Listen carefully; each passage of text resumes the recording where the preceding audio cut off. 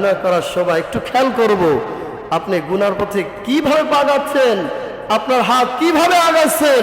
আপনার গুনার কারণে মাখলুকরা কষ্ট পায়। এরা কি অপরাধ করেছে যে আপনি গুনাহ করে এদেরকেও কষ্ট দেন? এই জন্য সকলেই আমরা গুনার ক্ষেত্রে যখনই আমরা গুনাহ করার ইচ্ছুক হয়ে যাই, দাপিত হয়ে যাব, তখন এই কথাটা মাথায় রাখবেন যে আমার গুনার কারণে অন্য অন্য প্রাণীরাও তো কষ্ট পায়, এদেরকে আমি কষ্ট দিতে। ভাইরা আমার, নামাজের সব বয়ান আমি করতে পারবো না। যারা মাহে রমজানে রোজা রেখা নামাজ ছেড়ে দেন, মেরাজের ঘটনা আপনারা সবাই জানেন। যখন জিবরাইল আলাইহিস সালাম পয়গম্বরকে মেরাজে নিয়ে গেলেন, ধাপ বাই ধাপ নিয়ে গেলেন, যখন পয়গম্বর পথ চলতেছেন, হঠাৎ করে তাকায় দেখে এক বান্দার মাথার উপরে পাথর দিয়া তাদের মাথা আঘাত করে। পয়গম্বর বলে, জিবরাইল ভাই, এই বান্দারে এত শাস্তি কেন দেওয়া হয়? জিবরাইল বলে, পয়গম্বর, এই বান্দারে কেন এত বড় শাস্তি দেওয়া হয়, কেন এত বড় আক্রমণ করা হয়? এই বান্দায় দুনিয়ায় বসে মসজিদের মিনার থেকে হাইয়া আলাস সালাহ হাইয়া আলাল ফালার আওয়াজ, এই বান্দা নামাজের এলান শুই না। জোহরে বান্দা মসজিদে আয় নাই, আসরে বান্দা মসজিদে আয় নাই, মাগরিবে বান্দার খবর নাই, এশারও বান্দা নামাজ পড়ে নাই। বান্দা নামাজ না পইরা দুনিয়ার বুকে চলছে। যারা নামাজ না পইরা দুনিয়ার বুকে চলবে, মরণের পরে তাদের এই শাস্তি দেওয়া হইবে। পয়গম্বর তাকা দেখে যে বান্দারা যারা পাথর মারে, পাথর এমন জোরে মাথার উপরে আক্রমণ করে, পাথর যখন আবার দূরে চলে যায়, আবার যখন পাথরটা সংগ্রহ করে আবার মাথাটা ভালো হয়ে যায়, পুনরায় হয়ে যায়, আবার পাথরটা মারে, আবার মাথাটা ফেটে যায়, মাথা ফেটে ঘিলু বের হয়ে যায়।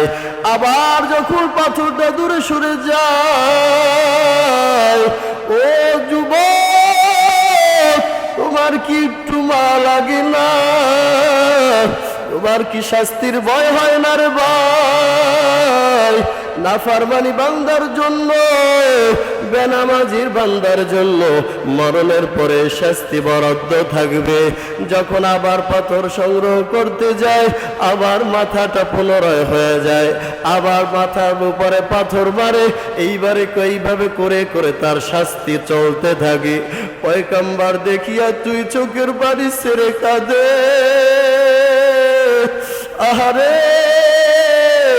আবার উম্মত গুলো যেন নামাজ না ছাড়ে। পয়গম্বর উম্মতের জন্য কাঁদে। ও উম্মত, তুমি যে নামাজ পড়ো না, তোমার নামাজের না পড়ার কারণে পয়গম্বর যে মদিনায় বয়ে কাঁদে। তুমি কেমন উম্মত হয়েছো? নবীরে কাঁদাইলা তুস নবীর আশিক বলে দাবি করো, অথচ তোমার নামাজ না পড়ার কারণে তোমার জন্য নবী আজও মদিনায় কাঁদে। ঠিক কিনা? আজান শুনে আসো যারা বাড়িতে, তাদের জন্য কাঁদেন নবী মদিনায়। আজান শুনে আসো যারা ঘুমায়া, তাদের জন্য কাঁদেন নবী মদিনায়। সেই নবীর জন্য কি মায়া লাগে না? হায়রে উম্মত, নামাজ কেনে করো না? হায়রে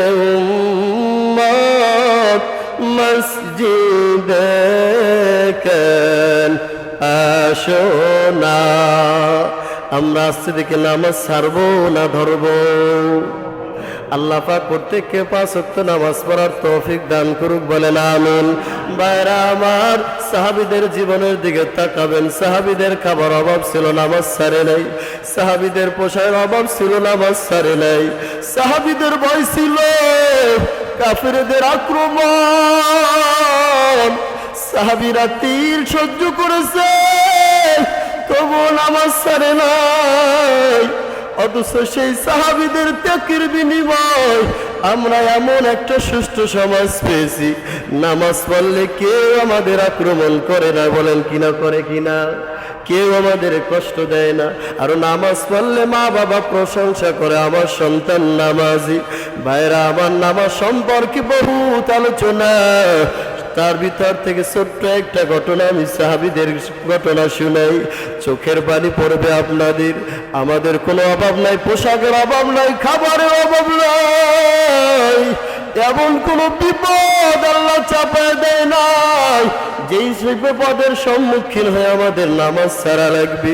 সাহাবীদের পোশাকের অভাব ছিল, নামাজ ছাড়ে নাই। তবুও হযরতে আব্দুল্লাহ আনসারী ঘটনা সবাই জানেন, যে আব্দুল্লাহ আনসারী এতটা গরিব সাহাবী।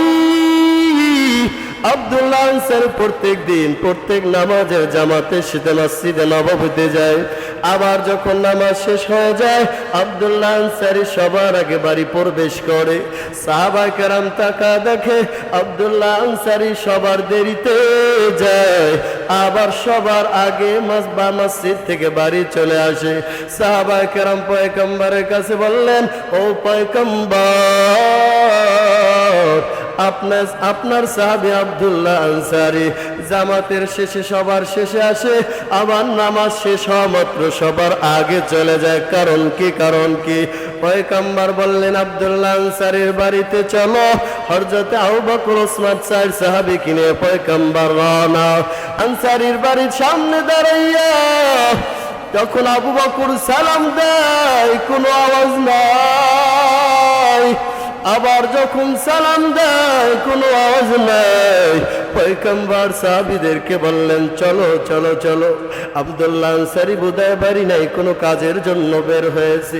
যখন পয়গম্বর সাহাবীদেরকে নিয়ে আব্দুল্লাহ আনসারী বাড়ি থেকে রওনা, পিছন থেকে আব্দুল্লাহ আনসারী দরজাটা খুলিয়া বলে, পয়গম্বর আর হাইটেল না, কদম দিয়েন না রে পয়গম্বর, দাঁড়ান দাঁড়ান। কেন? আব্দুল্লাহ আনসারীর বাড়ির সামনে আসছিলেন পয়গম্বর, আমার বাড়ির সামনে দিয়া যদি আমাকে না পেয়ে চলে যান, আল্লাহ বোধহয় আমার উপরে বেজার হয়ে যেতে পারে, রাগ করতে পারে। পয়গম্বরের সামনে যখন আব্দুল্লাহ আনসারী হাজির হয়ে যায়, পয়গম্বর বলে, আব্দুল্লাহ রে, কেন তুমি নামাজ সব জামাতে সবার শেষে যাও, আবার কেন জামাত শেষ হলে সবার আগে আসো? আব্দুল্লাহ আনসারী মাথাটা নত করে বলে, পয়গম্বর, আপনার সাহাবীদের ভিতরে আব্দুল্লাহর মতো গরিব সাহাবী আর কোন সাহাবী নাই। ও পয়গম্বর, আবার ঘরে একটা মাত্র জামা, ওই জামাটা দিয়ে আমিও নামাজ পড়ি, আমার স্ত্রীও নামাজ পড়ি। যখন জামাতের সময় হয়ে যায়, তখন আমার স্ত্রীকে আমি গর্তে রাইখা স্ত্রী দেওয়ার পোশাকটা পরিধান করে আমি আপনার পিছনে নামাজে ছুটে যাই, দৌড়া যাই। আবার যখন নামাজ শেষ হয়ে যায়, আমি সবার আগে মসজিদ নববীতে থেকে আমি চলে আসি। ঘরের ভিতরে প্রবেশ করিয়া আমার জামাটা আমার স্ত্রীকে দিয়া দিয়া আমি গর্তের ভিতরে প্রবেশ করি, আমার স্ত্রী আল্লাহর হুকুম পালন করি। পয়গম্বর শুনিয়া বলে, আব্দুল্লাহ রে, এটা কেমনে সম্ভব? একটা জামা দিয়া আমি পয়গম্বরের পিছনে নামাজ পড়ো, তবু জামাত ছাড়ো না। আল্লাহর কাছে বলে, আল্লাহ, আব্দুল্লাহ রে এমন গরিব বানাইছো, তারপরও নামাজ ছাড়ে না আব্দুল্লাহ আনসারী। আব্দুল্লাহর চোখ দিয়া টপ টপ করে পানি ঝরে, পয়গম্বরের চোখ দিয়াও পানি ঝরে। আবু বকর ওসমান দেখে চান্দি গরম হয়ে যায়। আবু বকর ওসমান আলী আব্দুল্লাহ আনসারী ধরে নিয়ে পাশে নিয়ে যায় আর বলে, আব্দুল্লাহ রে, ও আব্দুল্লাহ আনসারী ভাই, আমার পয়গম্বরকে কি আঘাত দিয়েছো? আমার পয়গম্বরের চোখের পানি দেখা যায়। তাড়াতাড়ি বলো, তাড়াতাড়ি বলো। পয়গম্বরের চোখের পানি দেখে আমরা সহ্য করতে পারি না, পয়গম্বরের চোখের পানি আমাদের সহ্য হয় না। আব্দুল্লাহ আনসারী বলে, আমি পয়গম্বরের কষ্ট দিই নাই, তোমরা যে আমার জন্য নালিশ করেছো। আমি সবার শেষে যাই জামাতে, আবার জামাত শেষ হলে সবার আগে আসি। তোমরা তো আব্দুল্লাহ ভাইয়ের খবর জানো না রে আবু বকর ভাই। আমার একটা মাত্র জামা, যেই জামাটা দিয়ে আমিও নামাজ পড়ি, আমার স্ত্রীও নামাজ পড়ে। আমার আলো যখন পয়গম্বরের সামনে তুলে ধরলাম, পয়গম্বরও কাঁদে, আমিও আল্লাহর দরবারে কাঁদি। হযরতে আবু বকর ওসমান আলীও বলে, আব্দুল্লাহ ভাই এটা কিভাবে সম্ভব? একটা জামা দিয়ে নামাজ পড়ো, তুমিও নামাজ পড়ো, তোমার স্ত্রীও নামাজ পড়ো। আব্দুল্লাহ আনসারী তারপর বলে, আবু বকর, তারপর আমি রাসূলের মোহাব্বত ছাড়তে পারি না। মসজিদে নববীতে পয়গম্বরের পিছনে নামাজ না পড়লে আমি আব্দুল্লাহর ভালো লাগে না। সারাদিন আমার ভিতর অস্থিরতার যন্ত্রণা শুরু হয়ে যায়। এই জন্য আমি সবার দেরিতে যাই, সবার আগে আসি। ভাইরা আমার, আব্দুল্লাহ আনসারী একটা জামা দিয়া পয়গম্বরের পিছনে নামাজ পড়া ছাড়ে নাই, নামাজ পড়া ছাড়ে নাই।